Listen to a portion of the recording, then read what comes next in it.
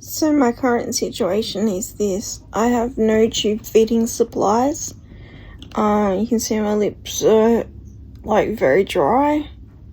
I'm in an air-conditioned accommodation, and you can see that I'm very, very red and sick and flushed because I can't get enough hydration, like water into me to be hydrated through my feeding tube, because I've got no feeding tube supplies. The NDIS won't cover any feeding tube supplies. They've been refusing since the 10th of month of last year, and I'm so sick. I'm so sick. And yeah, and this is what I'm forced to do. See this cup here? I'm forced to take that syringe, that ENFit syringe, full of water, and connect it into my tube and push the plunger down slowly and give myself a bit of water. But because my fingers dislocate, I can't get enough water into myself, and I'm very sick. My face is swelled up, my hands are swelled up because of it, and I'm very sick. I've lost the feeling in my right leg.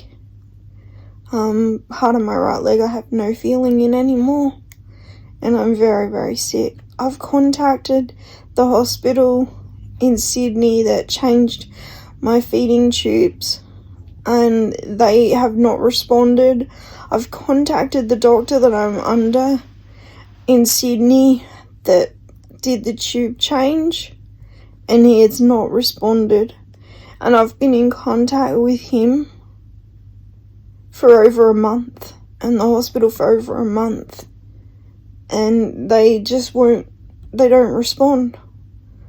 I can't keep feeding myself this way, and I can't go to a local hospital because we're in the bush, and the local hospitals, they don't have the intelligence or the understanding of what this condition is as doctors to even work out what to do or how to help me. So they just keep turning me away because they're not smart enough to realise I need to be taken to the city urgently for help.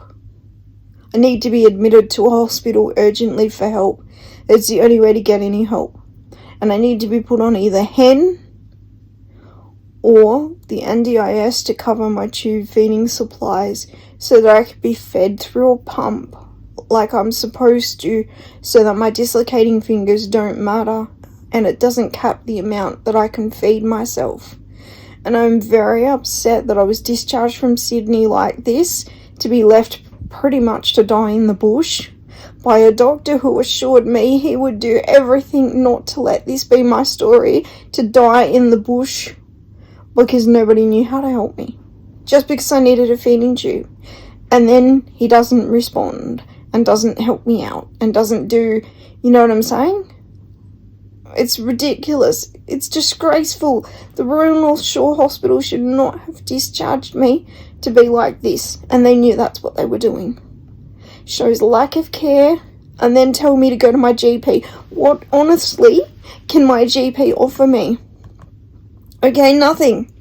I need to be seen in an emergency and admitted until either HEN or the NDIS funds my tube feeding supplies, because I cannot continue to feed myself using that syringe into my feeding tube with my dislocating fingers, because it doesn't work. I physically cannot do it. And it would be nice if the Royal North Shore Hospital invited me back to their hospital to fix what they have done to me, because it's not a mistake. It's, you know, they need to bring me back to the Royal North Shore Hospital and admit me and give me the tube feeding supplies that I need so that we're not damaging my kidneys and my heart. Bearing in mind I only have one kidney, so the damage that's done is significant and a problem for a person who only was born with one kidney. Thank you very much. Right? So it is very serious. And, you know, look at my mouth. It's a fucking disgrace. Alright? I got a dry tongue. It's a fucking disgrace. So is my body. I can barely move. I have a headache from dehydration The smart thing for the Royal North Shore Hospital would be to actually reply to me and invite me back. Instead of saying, keep ringing your GP, there's nothing my GP can do, okay? He can't write reports for the NDIS. He can't supply me with the tube feeding supplies that I need, and you know that. If you were a decent hospital, if the doctor that was decent, he would contact me and say, come back in, we'll admit you, and we will do what needs to be done. It is disgraceful that you're telling me, don't come here, just don't, you're fine, die at home. It's a disgrace to be told it's okay to die at home. I didn't want this for me, and I told you, Dr. Clifton Bligh, I didn't want this for me. I didn't want to die at home. That's why I wanted assisted dying, because you people can't even care for me, right? You people can't. You don't bother with me at all, and I am upset about it, because you don't invite me back to fix this. You don't do anything. You told me you would. When I made the decision not to have assisted dying, tell me, oh yeah, we'll fix this, we'll do whatever we need. Now look at me, I'm stuck in a bed in an air-conditioned house, and I'm in a horrendous state. This is not fixing it. What would be fixing it would be to invite me back, write the reports to get my tube feeding supplies like you were supposed to and didn't, and then we will get the supplies that I need so that I won't be in this state. I told you I didn't want to die like this. I wanted to go overseas for assisted dying, but not die like this. Okay, and you knew that. Right, so what would be the proper outcome for this would be to invite me back, admit me, and then do something about this. Because I can't go on like this. It's unacceptable. And my GP has written to you and not received a response. Okay, and I have the correspondence where he wrote to you, I wrote to you, and said this is unacceptable, we need to go back to hospital, and we received no response. A GP cannot handle this. It's outside of the scope of a GP. But the Royal North Shore Hospital can handle this. They just chose not to handle it properly for me. You made choices. The hospital made choices. The doctors I saw made choices that were wrong. So, but then fix them and admit me to the hospital and have these issues dealt with. Okay? That's the outcome we would be seeking. Otherwise, we will go overseas for assisted dying and we will name names. Okay? We're not going to beat around the bush anymore. Because I'm being treated appallingly. Who goes home to have this? And I sleep most days. I have a headache from dehydration. I'm in a terrible state. Who would choose this for themselves while they die? Who?